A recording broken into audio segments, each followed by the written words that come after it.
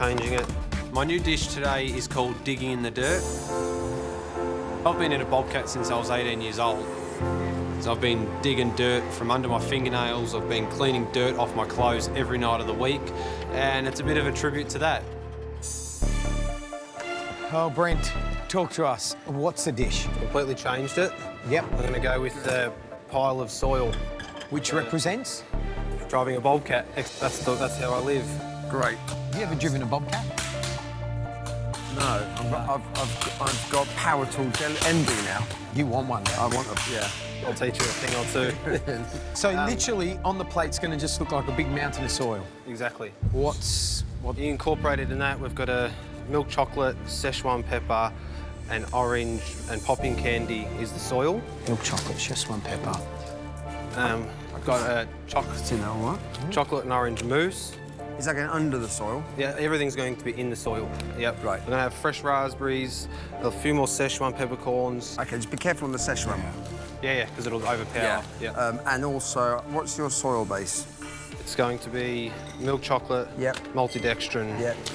and then I'm going to fold to the crushed Szechuan peppercorns after that. So to me, this sounds like you're on the right track. Yep. Just remember one thing, think about salt. Very important. Salt, chocolate. Yeah. Yeah, exactly. Good point. Thank you. Heston thinks that my new idea is a lot better than the first, but there's a lot of elements in it. You've got orange gel, Szechuan pepper, chocolate snow, chocolate mousse, you've got vanilla cream, candy orange, orange rock candy, popping candy, fresh raspberries, fresh orange, orange syrup. I think that's all. I'm just using the mortar and pestle to crush up some Szechuan peppercorns. That's going to be incorporated in the dish, so you get little pops of heat that numbs your mouth. I think it's a really surprising element to the dish. I have to be really careful not to add too much or it'll overpower the whole dish and destroy it. Brent, what are you cooking? A mountain of soil. Look at this. Is this That's chocolate maltodextrin and this is Szechuan peppercorns. tastes good? At the moment, it just tastes like chocolate. Great. So now the Szechuan pepper's going in. Salt's going in. Yeah. I'm going to crumble up that little praline to go in. Got caramelised white chocolate here. Just debating whether I make that into a ganache. Well, you need to work out what you're going to put underneath it, yeah? You know, I've got a chocolate and orange mousse in the Great. fridge. Oh, great. I've got chantilly Great. cream. I've got an orange jelly. I think you got enough. Some fruit. I've got fresh raspberries got there enough. and orange segments. Can I rewind you from the concept and just be like old school chef and go, the centre of that dish is... Chocolate, orange mousse. I'm actually feeling on top of things at the moment. I've got a lot to do. It's just a matter of staying focused to make sure I finish in the allocated time. I'm on the home stretch. I've just got a plate up and I'm really happy with all the elements. I pride myself on presentation and I've made these 4 little tiles look beautiful. Looks too nice to cover up. It's just going to look like nothing in a second. And then I just reverse the truck up and dump a whole load of soil on top. It's hard to do, but that's the whole point of this challenge. What have you cooked? It's a pile of soil which includes maltodextrin milk chocolate, there's popping candy, orange rock candy, Szechuan peppercorns, a set chocolate mousse, vanilla cream, raspberries, orange segments and an orange syrup. And why dirt? My past life is bobcat soil, so that's a part of me on the plate. Food, is that your future now? Food is my future now, definitely. Brent, thank you. Thank you. Hope you enjoy. Thank you, Brent. Let's taste it, shall we?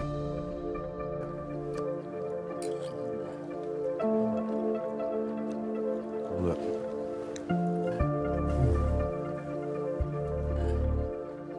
There's things under here. All you can hear is ooh, ah, ooh.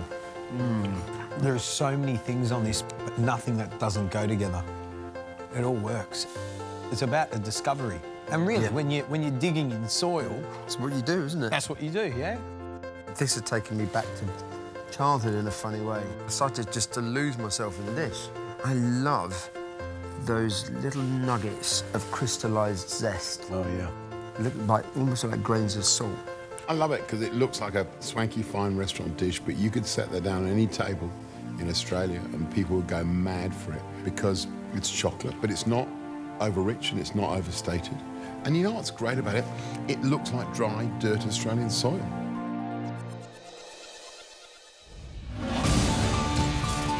The greenhouse is pretty much a blank canvas, but there is so much space to fill. So making all the little food elements that are going to go into this Zen garden, this is a huge task. So that's 2 teaspoons. In terms of the choux pastries, which we're going to use as rock features, I've got Sam, Eliza and Trent working on them. In terms of the sand and the crumb that we're going to be using, I'm getting Pete and Ben just to nut that out and really get that out as fast as we can. Make sure that they're the right shape, yeah? In terms of the flowers, really conceptual, really delicate work. I've got Diana, I've got Carly, and I've got Aram on that. Awesome work, guys. I just love that it's going to be a quiet space. In a hectic city. Room, yeah, in a city. Hi, Sarah. I'd really love to know what your plan is. So we're going with the Zen garden today. Right. For us, the real hero of our greenhouse today is going to be the cherry blossoms. OK. We're using dehydrated strawberries as like little petals for the flowers. For that idea to actually work in practice in that sort of space there, you're going to need thousands of this. Otherwise, you won't get the effect you're after. You've really got your work cut out for you. Yeah. We need thousands. We all have this idea of this beautiful, lush canopy of red and pink flowers hanging off the top. We're assuming that the strawberries are going to take about an hour to dehydrate for each batch. Once that's done, we still need to construct the flowers, which is fiddly and could take ages. To stay out of elimination, we have to get those cherry blossoms right. They have to look incredible. It has to be the feature that transports you to another place. How cool is it that Darren purchased So amazing. The red team want to create a beautiful Zen garden with cherry blossom flowers coming from the ceiling, some golden sand and beautiful moss-covered rocks. Trent, I'm ready for dish when you are. These rocks will be made from choux pastry with a green mossy sablé, which will create a beautiful crackle on top. These green discs basically match your pastry, and you put them on top of the choux, and as the choux rises, it creates like a crackle effect on the crust of it. The idea of the choux rocks is that people will be able to pick up these things that look like rocks, take a bite, and it'll be filled with this beautiful curd and creme pat. Do you think they're big? Yeah, no, they look good. Good size. I'll just start again on the smalls. We are making an insane amount of choux buns. I'm talking over 200. We are going to fill that greenhouse full of delicious choux rocks. Let me know if you need more hands. We need more shoes. The shortbread crumb is just a sand element to the greenhouse, so I think at the end of it, it's probably looking at about 40 kilos of shortbread. There'll be a bit. The sand is going to be pretty much splayed all over the shelves. It's going to be the base that everything sits on. We have all these great elements, but how are they actually going to eat it? Yeah, could we make, is there any way we can make little spoons or something, or? Ben comes up with this fantastic idea. Maybe to eat the sand, you could scoop it up with a macaron. That is good. I'm choosing Trent to take control of these macarons today because he is so good at them. Texture's perfect, so pretty confident they're going to work. I put my macaron trays in the oven and I'm setting them to 135 degrees. I'm going to cook them for about 15 minutes. We're looking to make about 100 macarons all up. We've got a bit of a production line here making dehydrated strawberry pieces. We're going with a Japanese theme, and these will be like the blossom. And that's one of our main visual elements, so it's really important we've got lots of them and that we get them churned out really quickly.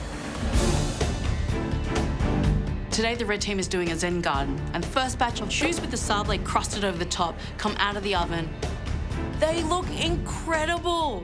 They look like little rocks. There's no time to celebrate. We have to keep moving fast. There's still so much more to do. Come on, red team.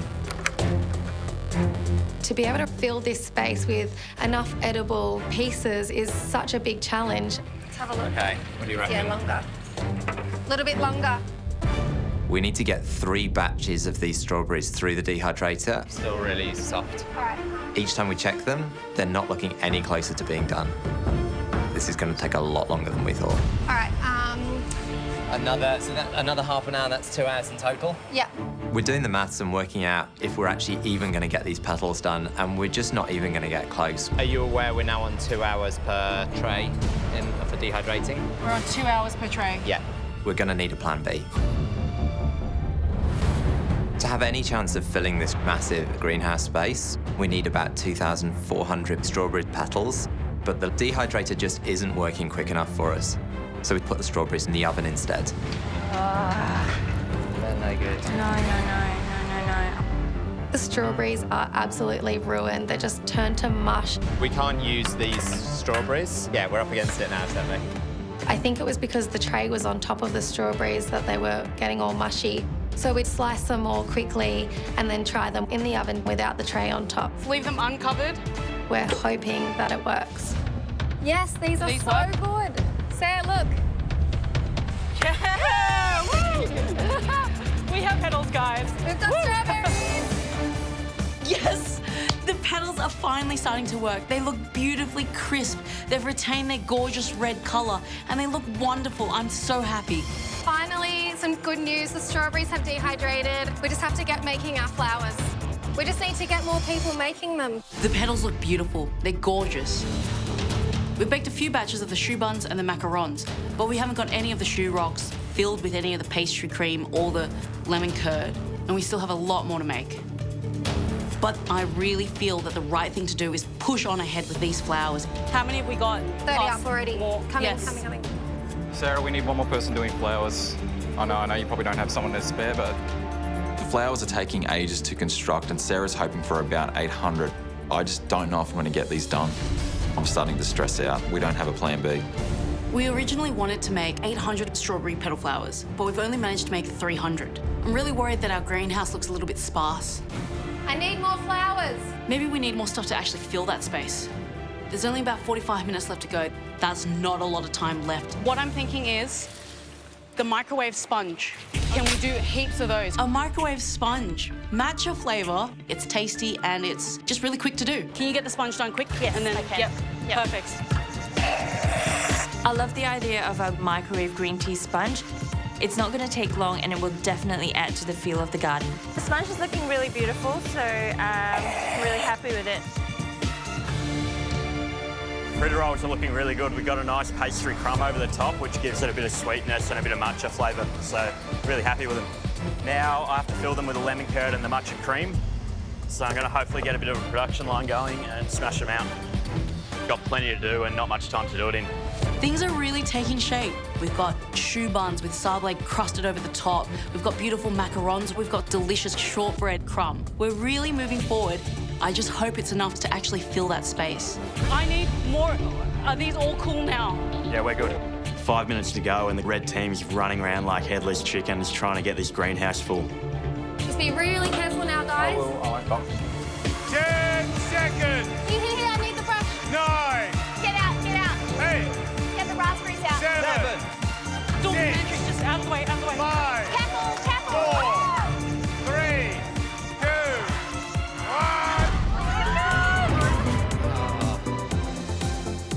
1. Time is up. I'm looking at that greenhouse and it just looks incredible. It looks peaceful, it looks clean, it looks elegant. This is exactly what I wanted. Right. And we're going to go in and have a little taste. Wow. The judges are about to taste our desserts. I am so happy with our greenhouse. My team did such a great job. I just hope that the judges like it, that they see the effort gone into it. So lots of interesting things in here, isn't there? These are beautiful. I think this is such a good idea. They're gorgeous, aren't they? Yeah. I know they're blossoms, but they look like little butterflies. Yeah. What else we got? Little macaron. I'm going to do that in the crumb.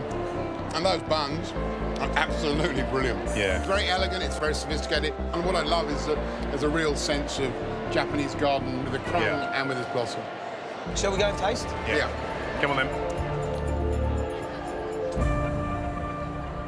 I've already had a bite of one of these. I can see you're all smashing it, it's great. That sablé on top of that bitter, it's so good. That's absolutely delicious.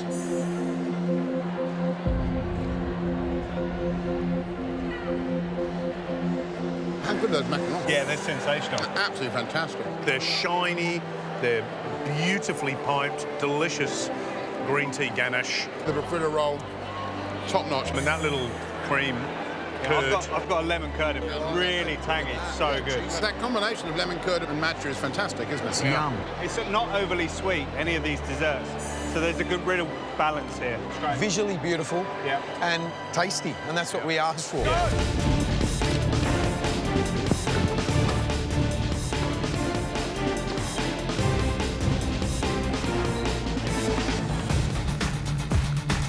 I'm going to make a dessert. I haven't made a dessert yet. I can't imagine ever being able to actually beat any of the dessert people at their own game, Reynolds in particular. So I think I am taking a little bit of a risk with maybe going with the dessert, but it's my opportunity to really challenge myself. Hi. How you going? I didn't expect that to be you for some reason. I'm like a ninja, I just appear like that. I'm the world's largest ninja. Tell me, figs on the plate, nothing done to them. These are beautiful ingredients. They don't need much done to them, but what you do to them has got to elevate them. Yeah. So what are you elevating? Why are we going to walk past this dish and go, we have to taste Jessie's dish? I've got a really beautiful blue, cheese and honey ice cream. And then there's going to be like a smoky star anise snow. And I just tried it and it tastes really nice and light with a smoky flavour. The apple, I would reduce the juice down to make a caramel, which I think will go well with the figs. And while I was drawing it up, I kind of just realised that I was focusing on parfaits here, but actually the figs are the hero and everything's going to go with the figs. It's a great realisation. At the back of my head throughout this whole cook so far, I've been thinking about the figs, and then it just kind of clicks with me that why not leave them fresh? Why touch them? All the other elements will really highlight the figs, and the figs will in turn make everything else go together really well.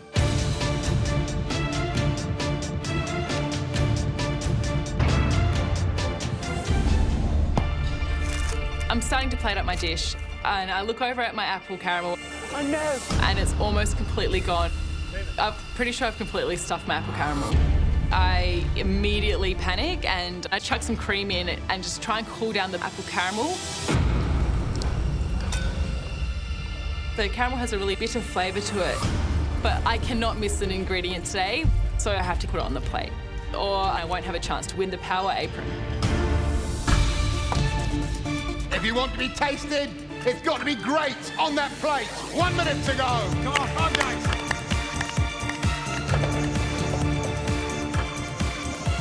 Ten seconds to go. 9, 8, 7, 6, 5, 4, 3, 2, 1. Time's up. Well done. The final dish we'll taste is Jessie. I'm feeling really excited and really lucky to be tasted today. Not only did I make a dessert, but I've also got a chance to win the power apron, which is just amazing. It's like you were surprised. I'm really surprised. Are you? Why? I don't know, just didn't expect it. So, Jess, tell us what your dish is. I focused on fresh figs, and then I had a blue cheese and honey parfait with a smoky star anise snow, rosemary and pecan crumb with an apple caramel. Beautiful. I'm going to say straight up, it looks absolutely smashing because what I'm focused on is about 3 things. Figs, ice cream, snow crumble. Can we taste it? Please.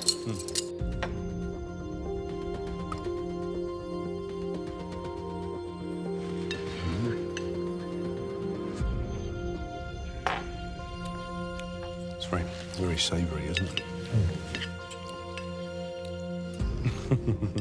No, it's purely for professional reasons. I'm going back in for a second. I was unsure of something. She might have it. She means rid of dessert. I know.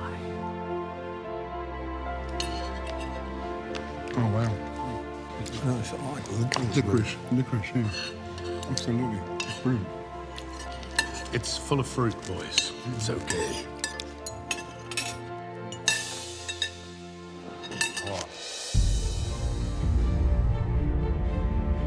Blue cheese, that apple caramel, the fresh fig. Did you say smoke?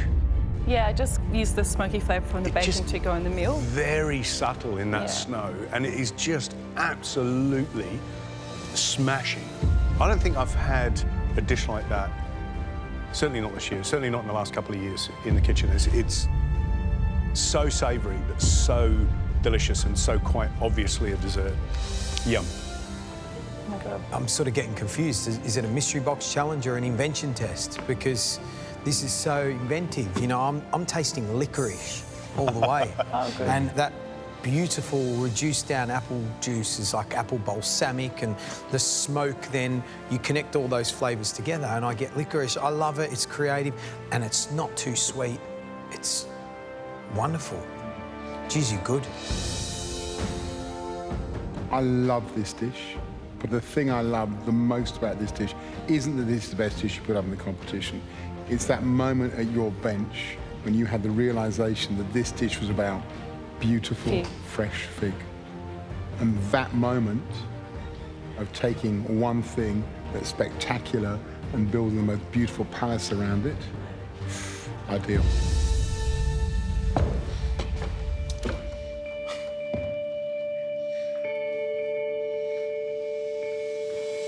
Don't go anywhere. Matthew, Reynolds, Ashley, we loved your dishes, but this dish here is something very, very rare and very special. And Jessie, that's why you're the first recipient of the Power Apron.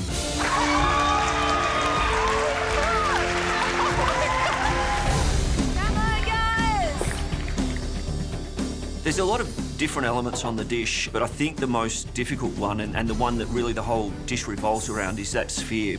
If you don't get that bit right, I think the whole dish might fall apart. I get the Cassis puree, some water and some gelatin, heat that in a pot just until the gelatin's dissolved. I need to melt some white chocolate, so I weigh it out and then get it into the microwave.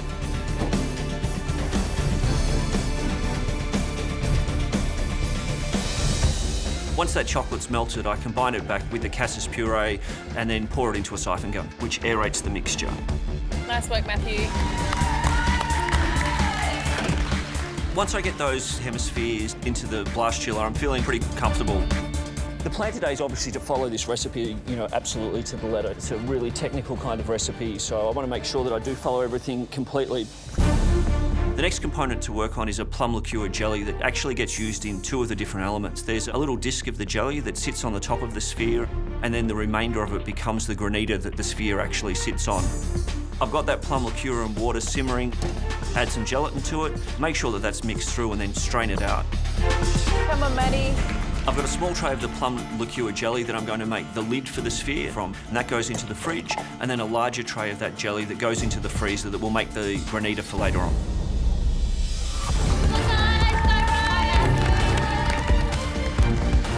The Cassis hemisphere seems to have set, so I've got them out of the freezer. I'm up to probably the most critical step. It's removing that Cassis sphere mixture from the middle of these hemispheres to leave just that really thin 5mm shell around the outside. If I don't get this right, I'm either going to have too much space and the spheres might fall apart, or not enough space for the yogurt mousse that goes in the middle. When you put your spoon in the mixture, and when you're scooping it, it's very easy to go too deep, too thin. Sure. It's going to be very thick. So it's got to be thick enough to have structural integrity, Exactly. but not so thick that it becomes clunky. Yeah? Exactly. So we're looking for that.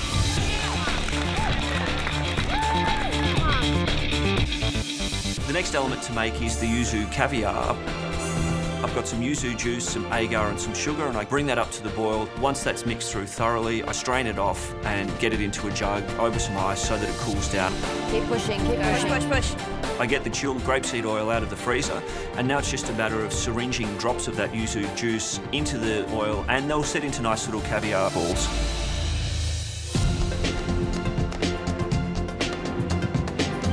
Matt, that's so cool. Looks amazing. This is fun. This dessert's such a creative dish and it's so fun to make. Watching those yuzu caviar balls form is just magical. I'm actually really enjoying this. I strain them all out and get them back into the fridge.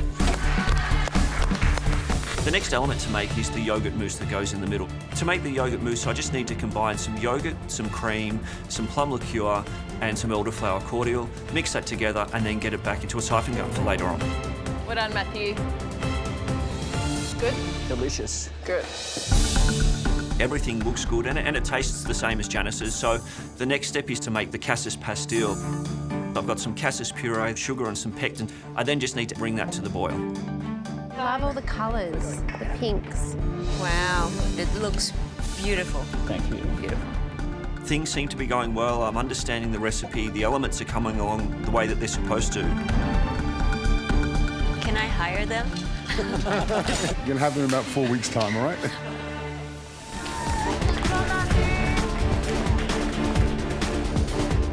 Putting together these Cassis spheres is the most critical step here. If I don't get them joined together, if they don't hold, if I can't get them out of the mould, I don't have this dessert. So whilst everything's gone well up to now, I've really got to focus on this step.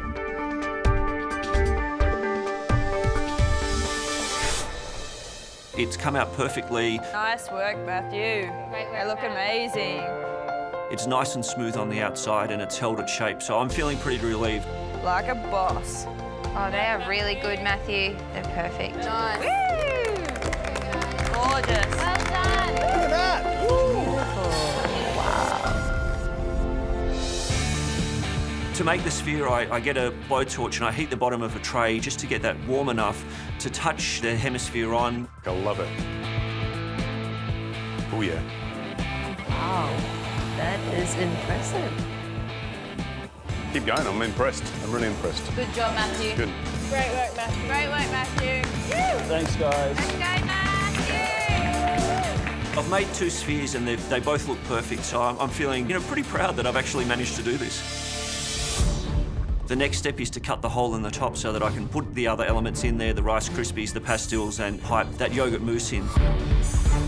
I've got a little cutter, I need to heat that up and very, very carefully cut a hole through the top. It's quite a nerve-wracking step.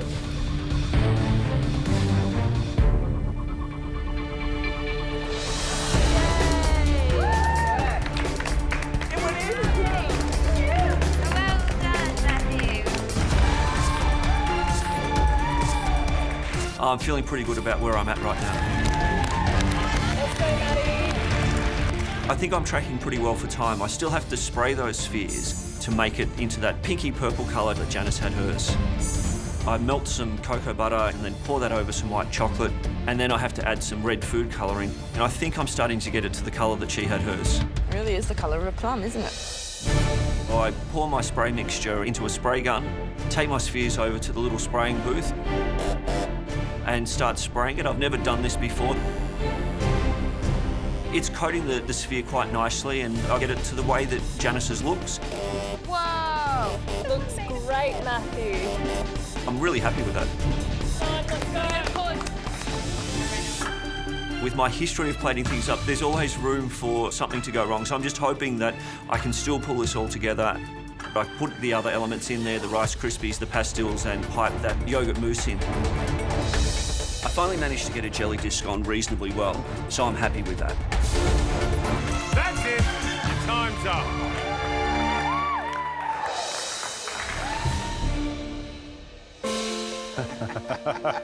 My goodness. Oh, wow. Look at that. You're finding it hard to contain yourself, aren't you? I think that's probably the nicest thing that I've ever cooked in my entire life. And it's a beautiful dessert. I mean, tasting Janice's dessert, it's delicious. I'm just really proud of myself that hopefully I've done it a little bit of justice. Looks great. I cannot wait to taste this. Yeah. Well, do you want to leave us and we'll taste? Thanks a lot, Janice. Thank you. Thanks. Soft. Nice. I hear a crunch. Yeah. Just get it really carefully. Beautifully thin shell. Yeah. Really impressive how thin that shell is.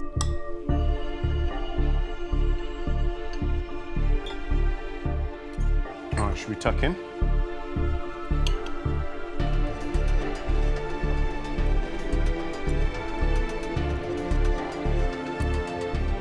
Wow. There's some real positives there. That's a beautiful dessert. Texture and flavour, particularly of that Cassis plum, that ball, is just really beautiful. It's very clean, very fresh, very powerful. And the foam, the yogurt foam inside, delicious and light. And then, of course, you find the little pops, the surprises, the crispy rice crackles. I think that's absolutely smashing. It really is. It's beautiful, and the balance of flavours is really good. The use of flavour is great. For me, he went beyond expectations. He was very, very daring. I think with the thought of, even going that thin, I think it's very risky at this stage, as elimination round. Yeah. And I will give him, a plus point for that. Okay, so Peter, just in a nutshell, how complex is this dish? Yeah, I mean, it's complex. It's complex. No getting around that.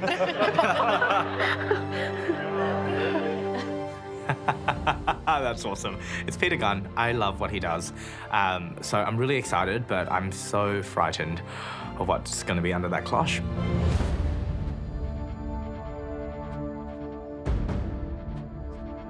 Today you'll be cooking my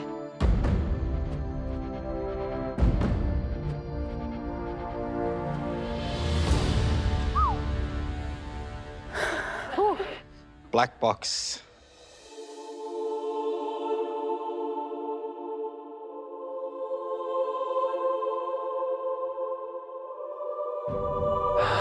Goodness me. Love that. It's very Darth Vader-y. That looks really good. Good job, Brendo. My chocolate has now reached 30 degrees, so it's now time to bring my chocolate to the liquid nitrogen station to make my chocolate moulds.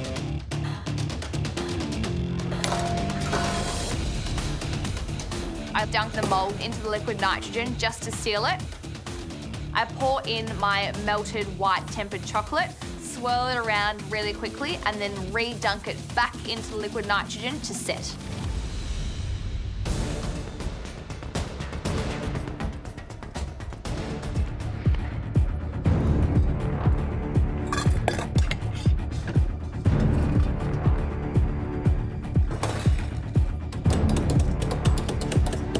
At this point of the cook, I'm feeling really good. I'm on top of all the elements. My chocolate boxes are done, my grilled mandarin custard is in the water bath, and the honeycomb I set aside to cool. So I'm working on my honey yogurt pearls now. Even though physically they're small little pearls, they bring so much to the dish, taste-wise and aesthetically. They're the first thing you notice sort of tumble out of that box once it's cracked. I combine mandarin peel, honey, sugar, water, and vanilla bean. And I add the gelatin and some sheep's milk honey, whisk to combine properly, and then put into a little squeezy bottle. I need to carefully squeeze the little droplets into the liquid nitrogen to make sure that they don't clump together. That seems to be working well. My little pearls are looking perfect, just exactly like Peter's. Look, doll, happy? Oh, good one, doll. Yeah, they are good. Let's go back to these mandarins. Now it's time to get on to my mandarin puree, which will be dipped in chocolate. With the mandarins, I've blanched them from cold water to hot water 4 times, and then I've transferred them into a sugar syrup solution. All in. I blitz up my puree. I strain it off just to make sure there's no extra lumps in there. I then add these 2 little pillow molds, which I then put into the freezer to set to be used later on for the chocolate dipping.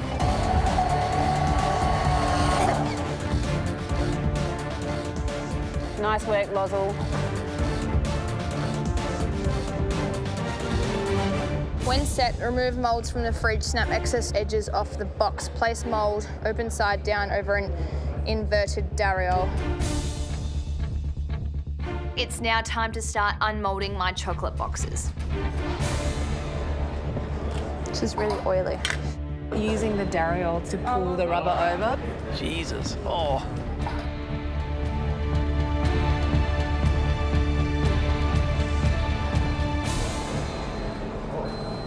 Yes. Oh, Lozzle. All right. Hey, nice, Lozzie. Good work. I've made 7 boxes and I'm hoping to get at least 3 really good chocolate boxes so I've got options when plating up. It's pretty good. I'm pretty happy, actually. My God, this is so scary. Place mould over an inverted dariole. Got it. Oh my God, that is so weird. Okay, cool. Let's move on.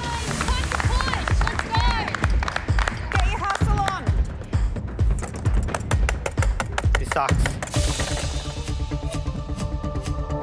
It's time to spray my black box and I need to make sure that it looks exactly like Peter's. His was quite matte and almost like slate looking. So just a really light spray of the cocoa butter charcoal mix. Okay, I'm out. elements are looking really good. I'm really happy with everything, but I am running out of time.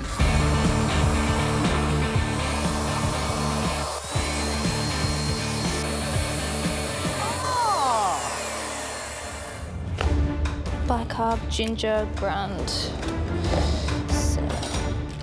My chocolate boxes are perfectly coated and it's time to start working on my gingerbread. Peter's gingerbread were quite thin, they were super crispy, and they had a really nice ginger and cinnamon flavour in them. It's super important for me to get every single element on the plate. The balance is so important in this dish, so I need to make sure that everything is there, otherwise the balance will be thrown. This is crazy. 2 minutes to go, and, you know, there's still stuff to do. Honeycomb, that's it. Honeycomb, honeycomb, that's it. I reckon I freaking might get everything on the plate here. It's quite a possibility. But I can't talk because I've got so much to do. 1 more minute. Guys, you should be getting everything on trays now, ready in the fridge, because there's only 1 minute left. 60 seconds, come on, Quickly, quickly! Brennan, start ticking. Yeah, I'm going. Come on, guys, come on. Gingerbread. Oh, my God. Oh my God, oh my God. Double check. Triple check. That's it. Well done, Sarah. Come on, quick. That's it. Bring it home. 10, 9, 8, 7, 6, 5, 4, 3, 2, 1. Step back.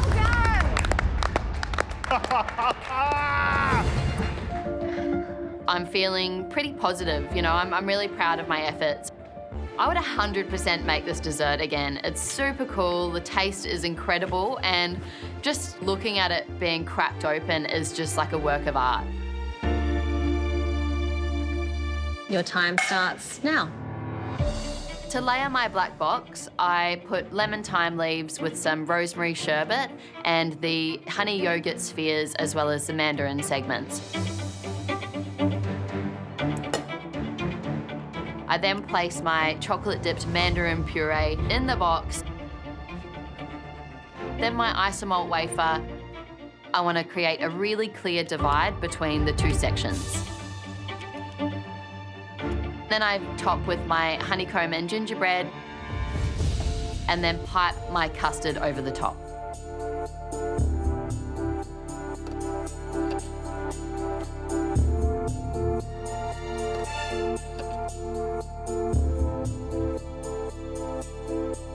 I'm super happy with, you know, how it's turned out. I just hope the judges love it. Nicely done. Yeah, I'm pretty happy with that. Well, we're going to have a taste, so thank you. Thank you, enjoy. Cheers. Thanks, Tessa. Hey, that looks pretty good, right? It That's does look very, good, very yeah. tight. Yeah. Just a very, very slight lean on one edge, but honestly, I'm very impressed. Yeah, as am I, actually. Funny thing about this one is we need to crack the thing open to see what's underneath. That's your job, Pete.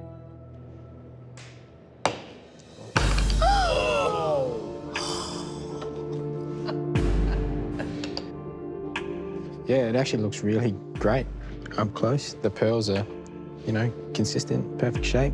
We try it.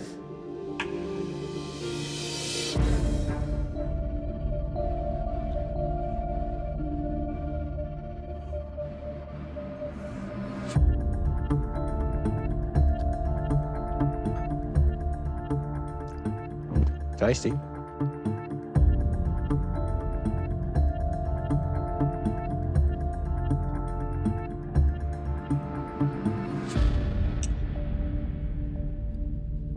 Really tastes really good. I think No, I mean, it does. Everything is mimicking your dish exactly. Flavour, texture, hey, that was really close to your dish. And considering she's never made it before, I think that's brilliant effort. That's it. And I think it's a great technical achievement by her as well.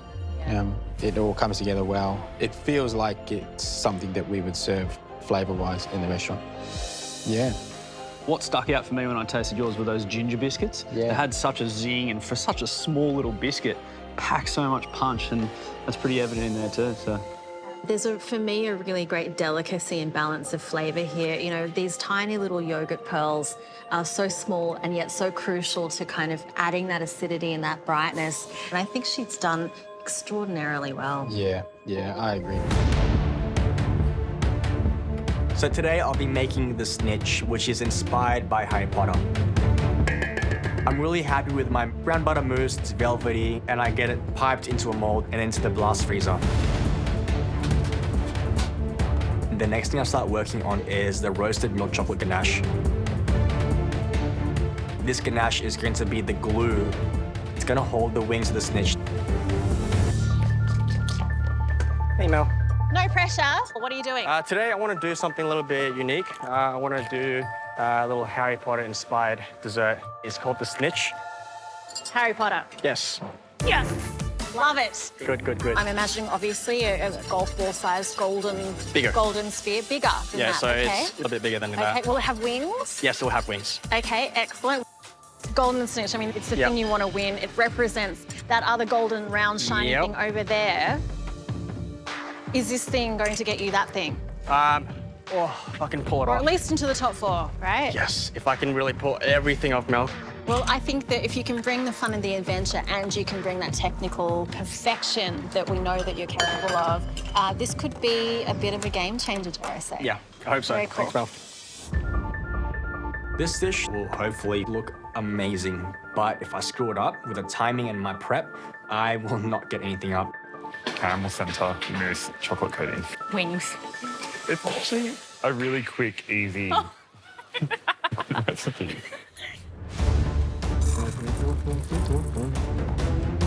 Come on, Reynolds. Hearing that Reynolds got 8 elements in this dessert is a bit nerve-wracking. Really good stuff. But for me, there's a massive metaphor with what Reynolds is doing today. In Harry Potter, when you catch the golden snitch, you end the game. So I think if he's able to pull it off and fully plate up this dessert, he's saying, sit back, have one. It does feel like Reynolds' challenge to take. Reynolds. Hey, guys. Mate, you are going like at the clappers today. What are you making for us? I'm going to be doing something off Harry Potter called the snitch. Oh, the golden out snitch. The snitch. What is the snitch? So it's small, it's got little wings, and it goes. Okay. So, all right, now I know what the snitch is off the movie. What is your snitch? It's going to be a brown butter mousse with a tonka bean caramel center, coated in chocolate and sprayed with chocolate, a honey twirl, a yogurt snow with pear and yuzu sorbet. You got to pack all those flavors into something that big. Yes, yes, yes, yes. That's got to be tough. It is pretty tough. Well, as soon as you guys said you're throwing out the rule books, I was kind of hoping for a 3-hour cook. Of course, that's not going to happen here. When you guys got in your huddle, did you go, hey guys, what about 3 hours? I mean, the more the merrier, right? I mean, yes. How much are you thinking about that top 4 spot? We know the stats behind it. It's huge. I came 4th, so I want to beat my position. Means a lot to you. This is a lot of pressure. Yeah, 100%. You're the only dessert today as well. And it's not just any dessert, this is the big gun that I'm pulling out. Yeah. Hey, Yeah. what could go wrong? Everything. I'll leave Timing, you with that. assembling, everything. The next thing I start working on is my tonka bean caramel. This. Tonka bean, it's a really exotic kind of, I guess, herb almost. It's similar to a vanilla and you treat it like a vanilla. This tonka bean caramel is the center of the snitch. It's gonna sit inside the brown butter mousse. So when you break into it, it's just gonna ooze out. Is this like the body of the snitch? Yes. What's really important is I don't want a smooth surface because when I'm brushing the gold, if it's smooth, it's gonna have condensation and it's just gonna melt off. The body of my snitch is done. It has the right texture, the layers are there, and not only that, I've brushed it gold and it's holding on. The snitch looks really impressive. Only thing left I need to do now is pear and yuzu sorbet and yogurt snow. Once I have everything done, the assembly is gonna be so important because that's what's gonna make it look like the snitch. I grab a scoopful of my parent user sorbet in the middle of the plate and make a little well, a bed for my snitch body to sit on. Once I've got my snitch body, I'm getting these really fragile feather twills. That's gonna be the wing for the snitch. I pipe on some ganache and then stick the twill together. I've got to be really delicate with this dish because it's so fragile and also it's very temperature sensitive.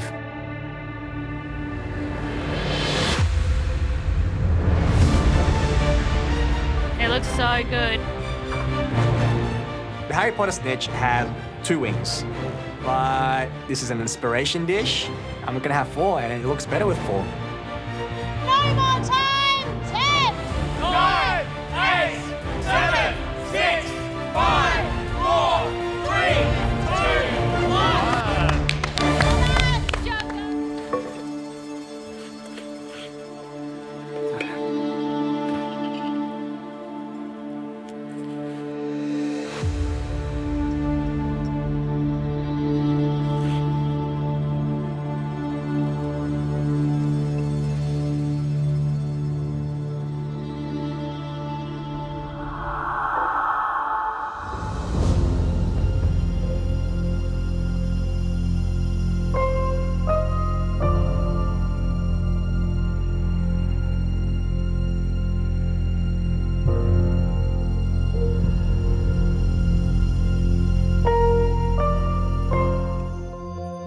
Oh my God, look at that.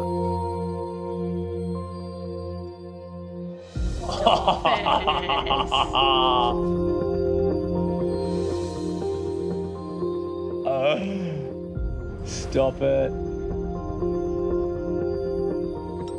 There you go.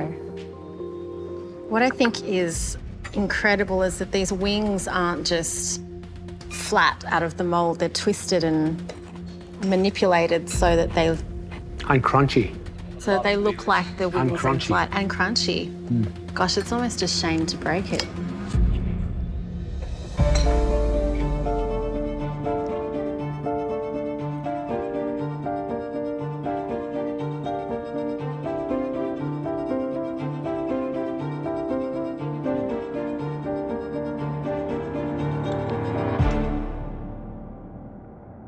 It's special when Reynolds gets up here and he's beaming. He's beaming for a reason, because to pull that off in here, man, that's next level. Absolutely next level.